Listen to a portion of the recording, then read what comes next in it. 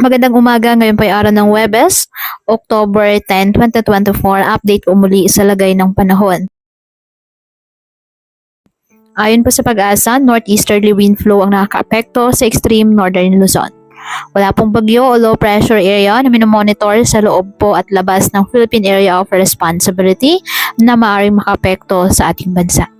Ngayong araw, ang Batanes at Babuyan Islands asahan ng bahagyang maulap hanggang sa maulap na kalangitan with isolated light rain sa dulot ng northeasterly wind flow. Ang nalalabing bahagi ng bansa kasama ng Metro Manila, apektado po ng mga localized thunderstorms kaya asahan din po ang bahagyang maulap hanggang sa maulap na kalangitan with isolated rain showers or thunderstorms. At ugalin po na magdala palagi ng payong o kahit anumang panangga sa ulan sa tuwing lalabas ng ating mga tahanan. At yan po muna ang update sa lagay ng panahon ngayong araw. Muli patuloy po tayo na mag-ingat at palaging tandaan, God loves you. Stay safe and God bless.